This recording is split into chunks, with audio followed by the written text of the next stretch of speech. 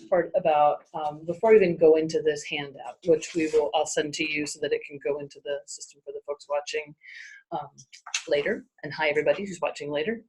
We miss you today. And so RBA is a framework for evaluation. And you might recall that it was started by a guy by the name of Mark Friedman. I see his book around, so well done, get in the book. And he designed this when he was working for the state of Maryland, I think, and he was fairly fed up with the sort of the soup du jour of strategic planning and evaluation, and started to think about what would be really effective. And the other thing that was really exhausting for him was all the work that went into it, and the fact that then it would sit on a shelf and nobody would do anything with it. So he was really mindful of, if we're going to put effort into it, let's make it useful and make it inclusive and make it something that becomes part of the rigor of all the conversations, with the purpose of moving to better action to fix the world, right? And whatever little space we're in. And so that was the premise behind it. And then he spent a lot of time, he left the state of Maryland and went into this fully, and he spent a lot of time in Vermont back when Con Hogan was here and all that. And so Vermont is highlighted, and if you've read through the book, you'll see Vermont in both of his books. That we were really a part of the leading edge of what it meant to embrace this kind of culture in our communities. And that said, it hasn't actually been part of the culture completely, because it kind of ebbs and flows. And so our capacity as a state and in community to really embrace it fully has had some limitations. And those limitations usually bump up against budgets. So it's a really beautiful framework, and it still takes commitment and resources and time. But any kind of evaluation, if you're really integrating it, will. So I'm not sure that this is any costlier, and it's probably less costly than some other ones. That's one of the advantages. But so it's a framework, and it's a framework for inclusive conversation and curiosity and learning along the way.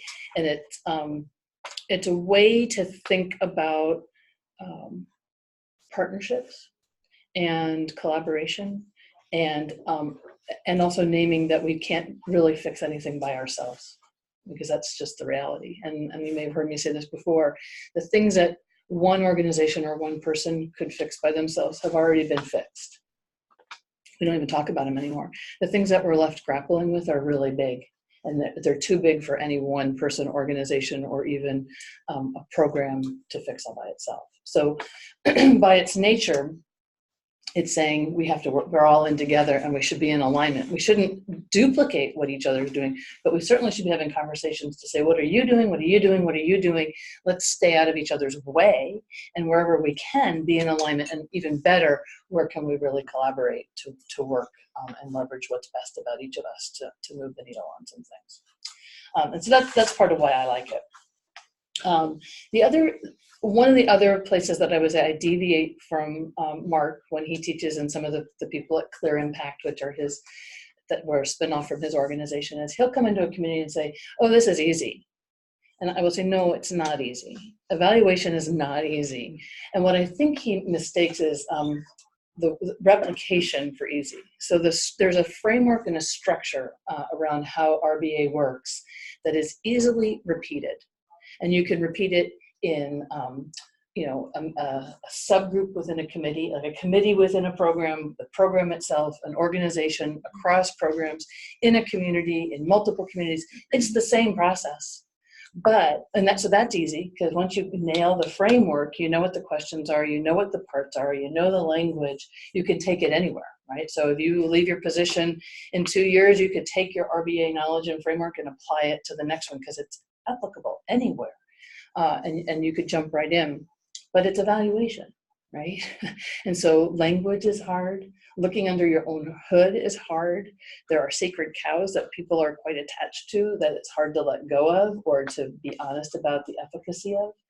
And we're talking about people's livelihoods and people's passions, and it's complicated by funders and a sector that is risk averse, right? And not even risk averse. Even more so than avoidant, right? And when was the last time any of you in your organizations talked about how much risk you're willing to take on? Anybody ever have those conversations? No. a little bit. It's rare. And I've been in a lot of rooms and I ask a lot of folks in government and in business, in the nonprofit sector, et cetera, you know, who's talking about how much risk they're willing to take on for the sake of innovation. We're not having those conversations. And if you're going to innovate, you have to accept some level of risk, right? And we just avoid it. So there's the hard part is building trusting space within our organizations and with our funders and with our funded people to say, it's okay to fail, but let's have the conversation about how much failure we can take on in service to getting better. So that would be one thing I would encourage. And the other piece is, by its nature, if you're thinking about evaluation for the purpose of continuous improvement, behind that scene is change. Right? So if you're thinking always about continuous improvement, in its nature is change. And most folks have a little problem with change. Right? It's hard. And so again, these are not necessarily an easy process or easy conversations. And there's some stuff that needs to go on to help support the quality of those conversations and make them most effective. So I'll stop and say, what you thinking about right now? And what kind of questions might you have? And I would keep recording this, I think, if it can pick it up, if it's okay. So what comes up for you in just the nature of that opening?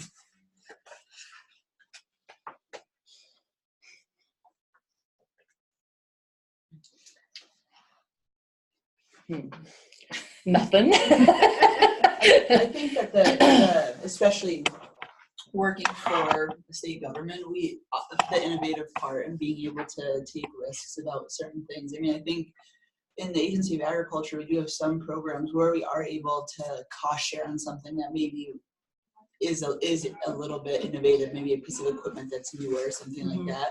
But sometimes it's a lot of conversations to make that happen, though. Yeah. So I'd say that's certainly not a norm. A lot of convincing, and there's a lot of reasons why. You know, we have multi-sector systems in the United States, and there's a reason for that, right? So, you know, government and nonprofits by their nature should be a little risk averse, but it's really not fair to ask for significant change or changing and healing the whole world without any room for innovation and risk taking. So that's sometimes for you, I imagine that becomes public-private partnerships, maybe a place where that happens, which is great because then that's leveraging the value of the for-profit sector who isn't as they aren't risk averse generally. They have a little more play with that. Yeah, those are hard. I mean, that I think is hard even for the nonprofits. I mean, I appreciate what you're saying, and a lot of times that is true, and we even ourselves are, and I think just you're highlighting that, I was like, maybe we are a little risk averse for what we're changing, and then looking at that balance between what you're expecting from a public or a nonprofit organization versus a private, and the innovation. And so, like, how do you foster innovation even? And yes, and look at it in your own organization for that too. And that was sort of eye-opening.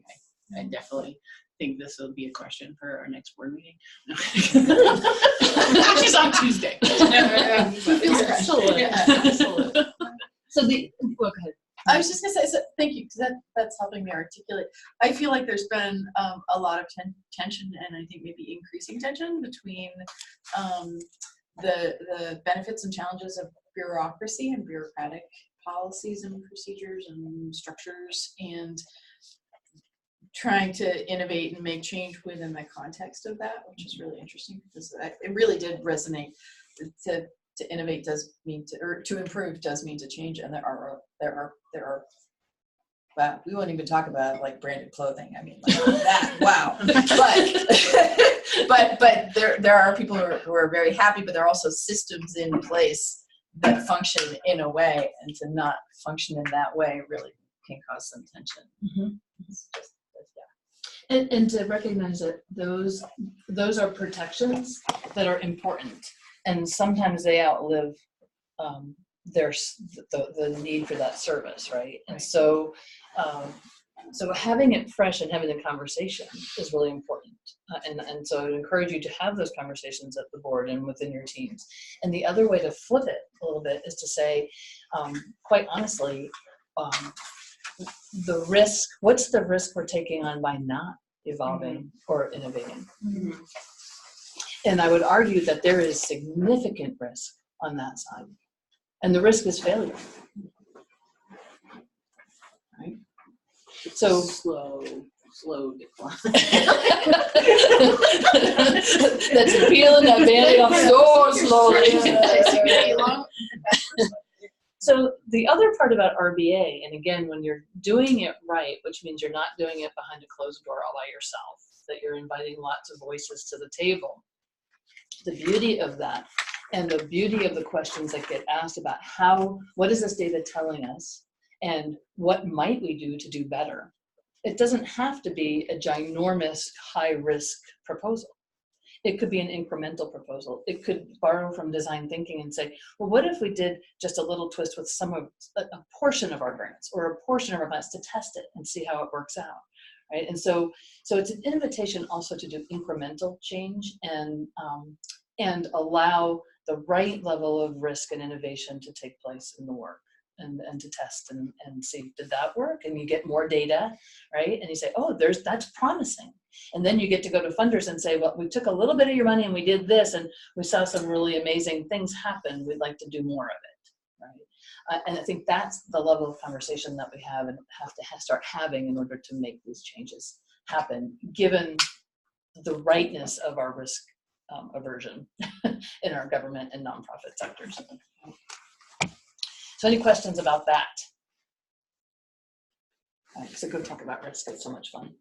All right, let's see if I have anything else that I want to say about the overall. So some of the reasons I liked RBA, and I started with Logic Models. And forgive me if I told you this story before.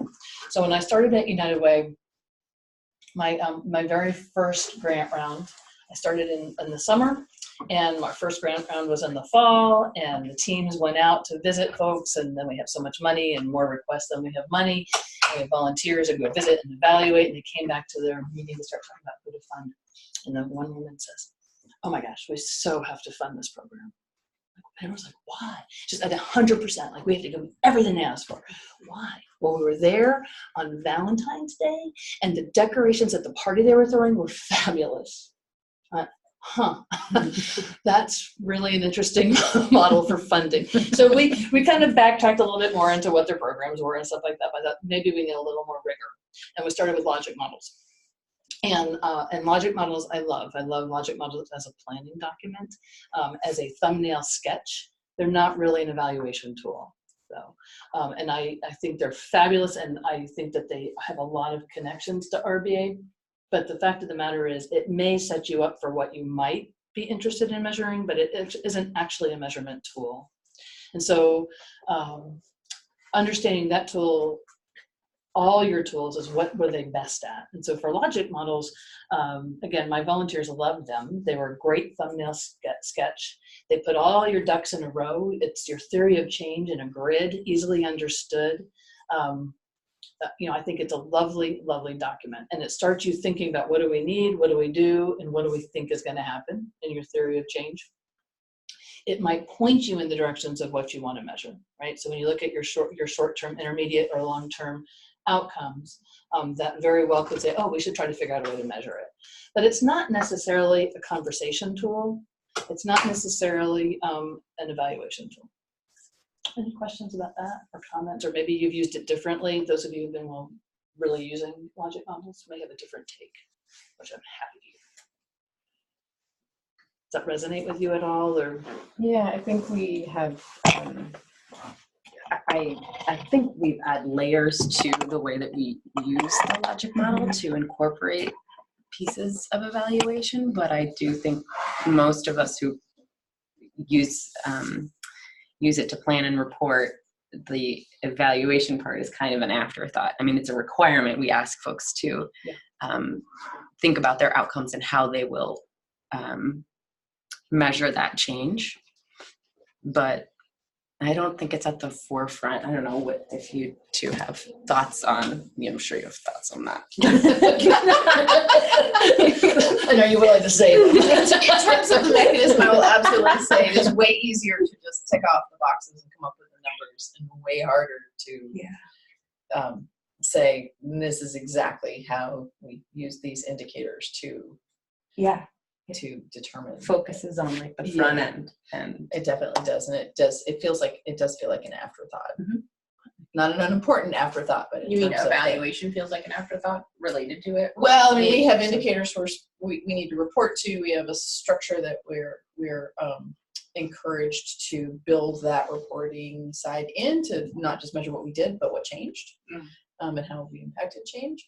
And at the same time, it feels like it shouldn't be an afterthought. It feels like a guilty afterthought, actually. Like, oh yeah, and also, Yeah. oh, by the way, right? Yeah. Oh, this is really important. I feel like I did. Yeah, We really need to flip the way it that feels we like it approach. should be that. Yeah. And I think, and RBA does start, and he talks about it, if you've read the book, he starts with the ends, not with the means, right? So the first question he asks is, what is it that you want to achieve? What's the community result or the programmatic result that you're trying to get to? Not what are the resources and the things that we do, right? So logic model by its nature, because we're Western, we go left to right. We don't go right to left generally.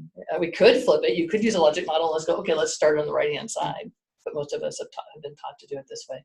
The other thing that I think is a limitation about the logic model in terms of evaluation is if you've named, I think there's an assumption too, that if you've named an outcome and if you've broken it up into short-term, long-term, intermediate, that somehow you're going to measure it all, that it lumps them all together. They're all in that column, so they're all important. And they may very well be important, but you're setting yourself up for an awful lot of work and not really prioritized work necessarily. So I don't know that anyone's ever said, I'm just going to put on, this is my theory of change. We're not actually going to measure it, right? And that would be an interesting innovation to the logic model. Here's what we, maybe there's a dividing line. Here's what we've prioritized to measure given our constraints. Here's all the things that we think actually happen that we can't measure or won't measure. We're choosing not to measure. That would be an interesting innovation for presentation to funders, I think. Again, to sort of differentiate between the two. Because otherwise the assumption is you're going to measure all of it, right? So there's no prioritization and there's no cut that says we can't do all of those things. And then what are you forced to do? You're forced to sort of drop a part of your theory of change and not talk about it. So that's kind of an interesting thing too. So there's that. So some of the things that as we moved from logic model and some of the pushback that we got was the one I just talked about. The other part of it was that there was sort of a jumbling up of outcomes, sort of the internal outcomes and the sort of the internal controls or quality assurance and client outcomes. And they were all sort of jumbled together, again, not prioritized. And so RBA for me helped really tussle, pull those out from each other. Look at me going with my hands again. Thank goodness you moved that camera. To be very clear that there's a difference between the things that impact our own organization that we have control of or that influence the quality of our work and the things that we think are going to happen to whoever we've defined as our client. So really breaking that out. And then the other piece that I love about RBA that we weren't, that was really hard to be clear about in the logic model part was the difference between population and our client outcomes, right? So again, they're all smushed together and it's really hard to measure at the population level what's going on and the wrong accountability has been set up, right? So I'm sure I talked about this, but I'm going to kind of bring it up again. So the example I would have is, and I don't have one that has to do with environment, but I bet you do. But the example that I often use is in the homeless shelter, the state. So there's a state element here, which you can relate to. In Addison County, when I first started, John Graham Shelter was getting a lot of state money for the shelter. And then we had this little thing called the recession. And we lost 3 manufacturing companies, a lot of unemployment, housing prices were soaring, and the point in time count for homelessness came in, and we had shot up. So had the rest of the state, frankly. And the state of Vermont, in all its infinite wisdom, came back to John Graham Shelter and said, we've been increasing your money for your programs for years. We give you almost $1 million or $500,000, and look at this, homelessness has gone up.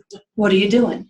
Right. So wrong level of, you get it, right? Wrong level of accountability. And they said, oh, wait a minute. And fortunately, they'd been working with us. They knew results-based accountability. They said, let's look at our outcomes for the clients and the people we serve. They're getting housed. They're safe. They're getting housed. They're getting jobs. We have no control over that, the other aspect of things. Perhaps if you gave us more money, we'd have more reach and we could have those outcomes for the rest of the people who are homeless in Madison County. But, you know, so the wrong attribution of responsibility, again, if your theory of change is mushing together population level results and your performance measures, of course it's confusing. So what I love about RBA is it really is clear. There is a line drawn between the people we touch and serve and the entire greater population that we're hoping to impact. So I'm going to turn it over to you. Have any experiences sort of with that conflation of population and client? The entire farm. Yes. Okay, so let's hear about it. Well, I think it's just this challenge happens every day. It's really hard to serve a client that's in an industry that you and they have little control over. Yeah. So I understand that it's being separated in RBA, but I can't separate it when I'm talking to people, you know. So I don't know. I appreciate that it's separated, but it's just really hard to design programs and evaluations without considering the population. So, and I would say that absolutely, it's not that RBA says don't consider it. Yeah, I know. It just says that It removes responsibility. that we will, yes, and that we're contributing to that hard. So the language is the things that we do for the customers that we serve, right, will have this impact, and that contributes to this greater whole population, however you've defined it. And the reason RBA says you must do both, right? You have to look at the population level and at your own client level, is so that you know whether it's time to expand or contract. Right, or change your focus. Exactly. And so if you're only doing your performance measures and you're only looking at the clients you serve, you're in a little bubble, and the whole world could be changing around you. Right. And all of a sudden there's an issue that you've missed or that you've fixed or people have moved on or what have you, right? So you have to have that sort of system thinking of feedback. But okay. So, you know, I would say, like, piggybacking off of that, sometimes, like, that, I don't know how to be articulate about this. Like, sometimes we don't touch enough people to think that it's valuable to ask for money, right? Like, so, like, your population that you're touching is, like, under 30 people or whatever for the programmatic work. And so you're constantly sort of justifying it by saying, it's this greater good, it's this rising of, like, this is then, and so, like, what you just said resonated with me, because often I'm like, oh, we'll look at the big population numbers, like we'll look at the ag census or something like that. Like, we use that as a background a lot of times for justification of what we're doing. So I'm not trying to really point, but sometimes I often feel like, oh shit, I don't touch enough people for it to matter. Like, right, I can't put on the sheet that, like, I touched, like, yeah, the ROI, like, I'm worried about what the ROI would be for the amount of people that I touched related to that. So yeah, and I hear you. And you go to work every day and you're doing it, so it matters, Yeah. right? And so well, I hope it matters. I believe it matters. and so yes, there's that, and that's why understanding who else has a role to play in this, like, who are you aligned with or at least aware of, so that you can weave all the stories together. The other part about our work, there's probably more than two options, but we'll sort of say there's two options on the spectrum. There's either a very wide net with a low dive, right? So that might be, we have an education program that lasts 2 hours and 400 people come to it, right? And so it's a wide net, low dive, and then there's a really short, like a narrow net, and a really deep dive. They're both valid. Right? They both have a role to play in how we're fixing things or addressing things in communities or around issues. And being able to claim this is how we do it, and this is why, and this is why we think that it's effective. And we're not going to take on this, we're not going to take on the other one because so-and-so is doing that, but we'll work in alignment with them. Right? So depending on how, and so whatever that theory of change is about your influence on it, own it, embrace it, name it, and say, for us to expand from beyond 30 people, we don't have the capacity to do it, but man, we're good with these 30 people. And next year we're going to do 30 more people, right? And so, and if you want us to do 100 people, well, then help us find the resources to do it, right? And that's part of that conversation. Does that make sense at all? Kind of. I mean, it's a little different in ag because it's not like, I feel like I don't know, maybe I'm just splitting this hair too much, but like in healthcare or something, like, or like you've got this like enormous population, ag, you've got whatever, like 1,500 people that are relevant, right? Like in general, and then you even slice that down even more. And sorry, I'm way too focused on my program, but like and then you're like, right, these 30 people this year are going to be the same freaking 30 people next year. Like, and we say, like, likely it's the long haul. Right. And I'm not necessarily like, yeah, the incremental ad is pretty small too. Like, I at least feel that about, like, I just look at our numbers and I'm just like, whoa. So when you're defining your population, we'll get into that. So Okay. you get to define your population as wide or narrow as you want. So, sometimes when I'm talking, I say, it's all people in Lincoln. It's one population, which is where I live. Or it could be all left-handed, red-headed women over the age of 50 who live in Lincoln. It's a small population, right? But you get to draw your fence around whatever geography or demographics, whatever that make your population. So if all of ag is this big, and then your slice of the pie is this big, and then there's another qualifier that gets it to this big, your goal is to address all of that. You might only have capacity to do this much, but you get to talk about that, right? And so that's your power to say, this is the population that we want to talk about. Some programs are all of Vermont. Mhm. Some programs are not, right? But so you get to define your population and then the clients that you actually touch. And then part of that strategic pressure point for boards and for resource development and all the rest is to say, if our population pie is this big and we're only getting this much, are we happy with that? Yeah. Okay, we're not happy with it? All right, then let's figure out a way to get this much of the pie, right? You might be happy with that. You might be saying, given the design of our program, that's all we can do, and we do it really well. And that's good. And then you collect the data to say why that's good. Right? Yeah, I appreciate that. So the other thing we talked about back in the spring when we were at Green Mountain Girls was that sometimes for us, our population is like the environment. It might be like Champlain or the Connecticut River. It might be, you could be thinking about acres. So you might have few people, but Yeah, acres, heads of people. you could be thinking about acres instead of just like individuals, and where your numbers start to go up. So just like, so which sort of goes to that, like what are the right measures, and thinking about, you probably need to count heads and acres and maybe some characteristic of the water. Yeah, watersheds or something like that. To look at the population change as well as the program change. Yeah. And you are a bit of a messier lot, because you do have a customer that does involve something other than people, right? Or not maybe a customer, but a population arena. That's important to consider. And Mark does have an example, I think, in the book around water quality in Seattle and fishermen, I believe. Like the fish ended up being a customer, as I recall. So there was fishermen in Seattle and the fish and the quality of the fish in the water and their sustainability, while there was also about the sustainability of the fishermen. So there may be a complexity to some of your programs that need to be highlighted as well. That will impact both the population and how you do it. But to that point too, that as you're looking at, with limited resources, how do you prioritize who you're going to work with too, right? And so head count, okay, straight shot doesn't matter, I got 30. But if you start to think about acreage or proximity to other things that are important that you're measuring, you may have a prioritization plan for who you're targeting to get into your pool of clients as well.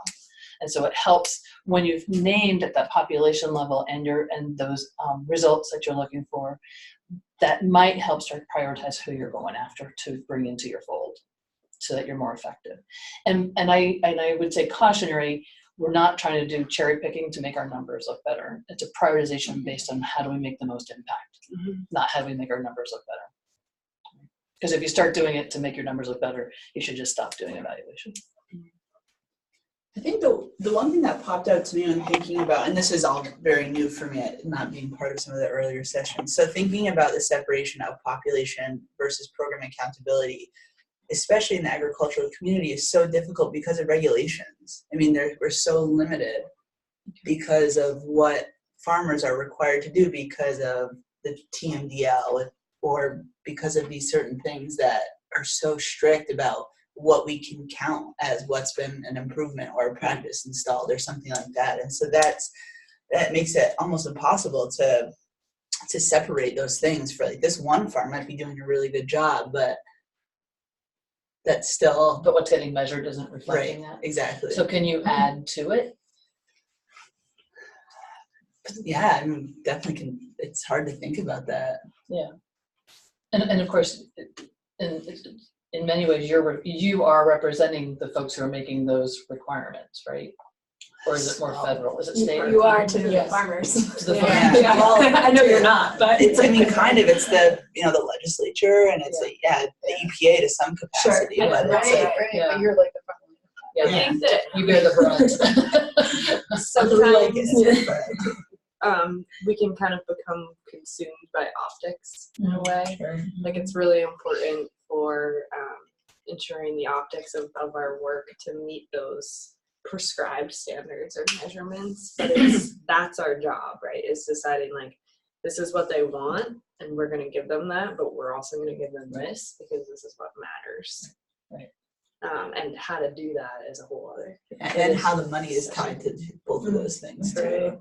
So, and I would say that I bet you feel pretty isolated in that, and I will tell you that in every group I go to, whether it's healthcare or education or what have you, it may not be to the degree that you're feeling, but there's a mandate about what's reported, and there's generally a sense that what's been mandated is the least important data that they're collecting, and they're spending a whole lot of time collecting it, right? And so then my answer to that is RBA is an invitation for you, and this may be a place of innovation, right?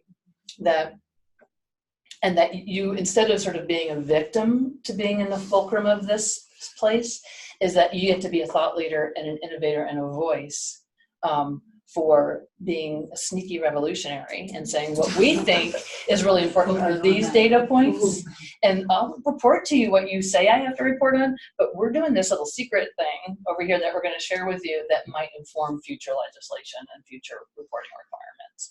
And as you start to collect that data and it's actually compelling and you can mark the change for individual farmers and the environment that you're trying to improve, that will become the place where legislators will look at you and say, oh, that is important, we're going to add that to the mix, right? And also point out where they're in conflict, right? Because often what we're measuring has unintended consequences that are harmful, right? So some of the things that we measure in our education world, for instance, are actually doing harm, I would say. That's interesting. So we talked about this a lot yesterday too, and I think it's relevant here, which is what you just said, which is like, how do you shift from being kind of fundamentally defensive about the work that you're doing and reporting it to having some sort of offensive, which in my interpretation, what you were just saying is like over time, because we feel like maybe we don't have the influence to be the mandate, to inform the mandate, but we might eventually. And if we start working in that direction, that is pretty powerful. And yeah, I like that. And exciting. Yeah, really exciting. Like totally different. Yeah. And again, there's a in order to be effective in that, there's a diligence and a rigor that has to happen to your data That collection. makes sense. It can't just be a sort of a one-off and we'll try this, and there has to be some Yeah. thought and rigor and Yeah. consistency to it so that you have legs to stand on, right? And then the other, again, the reason why I love RBA so much and sort of the mandate of collaboration is that the more voices that you have at that table, so the more consensus you have and the more informant to say, well, what about this? Or did you think about this? The unintended consequences, the more that you flush that out, the more confident you can be that the data that you're collecting and that you've chosen to focus on is right. Because because we all are working against status quo, and it is really hard to change status quo, even if status quo doesn't have any legs to stand on. Right. Like, and I think that's our frustration. Or It's like, science. we're like, we gotta work this freaking hard, and this doesn't have any legs to stand on, but it's still true. It's just true. And I really appreciate that. For that. Yeah. And then the other piece is for your internal processes, right? You've already mentioned, so you have a bandwidth problem, right? And so, so everybody here has a bandwidth problem. And so, so the other piece about data that's been foisted on us, so data collection and analysis or reporting that doesn't actually inform us to be improving ourselves, well, you collect it because you have to, but you don't spend any time talking about it, right? I mean, you don't bring it to your board meetings. You just give it to the folks that have asked for it. And you hope they're doing something with it. You might even ask them, "Are you doing anything with this?" but you do the bare minimum to collect that data. And you're not even doing anything with it. Yeah, no, don't do anything that's with how it. If it's not informing you or helping you get better, then you just do it because you got to do it because you got to get the money. But you start looking at it with rigor, and the conversations are starting to actually inform you to get better. Yeah. And that's also part of what you can inform those funders. So when the funders or the legislators or what have you come and say, okay, thank you for that report, and wherever you can, you sneak in the data that you actually care about. And say, well, here's your stuff, but here's what we've learned and from what we've learned. Maybe you'd like to consider that as you redesign your next grant round. Yeah, I think that's helpful thinking about what deliverables can we be asking for that are meaningful, that's like data that we can then use to get more money in those meaningful projects. There's a, I can't remember where it was, I was just thinking of it, sorry, but it's like, if you're not gonna use it, don't get it. Right. And it's, well, it's kind of like, to go back to what Jen was saying, it does seem like people are, or we even experience that there's a lot more being requested. Like, people want a lot more data. And Yeah, I was just gonna say that. Like, and then I'm like, and I want to ask this question and this question and this question Right. and this question. And I think and really then what the heck framing it is as to what Yeah. pieces are actually meaningful, because, like, you know, we were all saying we don't really all have the bandwidth, and we do a lot of reporting too, and it is pretty incredible how many different metrics there are that we report on or have reported on and just haven't been able to change that. You know, people are pretty set on certain things. Yeah. And if they're set on it, it means that probably they have to do it. There's some sort of funneling thing that they have to report on. But I think part of this is, again, if you can develop trusting relationships with the folks that you're reporting to, it is fair game to ask, why are you asking this? What happens with this? What's the impact on your funding sources, or what is it being used for? Because this is how much time it's taking me to collect it. Can I understand why you're asking for it? Can I offer you a better thing, right? And depending on the funder or the agency that you're reporting to, it may be a really interesting conversation. And it maybe there's no negotiation because people like their status quo, and that's the way it's designed, and the software is set up that way, and that's what we're stuck with. Okay. That's fine. You give it your best shot, right? And then you're throwing in your revolutionary stuff along the way. All right, you guys okay to sit through and do a little bit more, and then have a break? All right. So on this beautiful one pager, let's just walk through it. And again, we did this last time, but those of you who weren't with us, this will be the first time you've seen this. This is the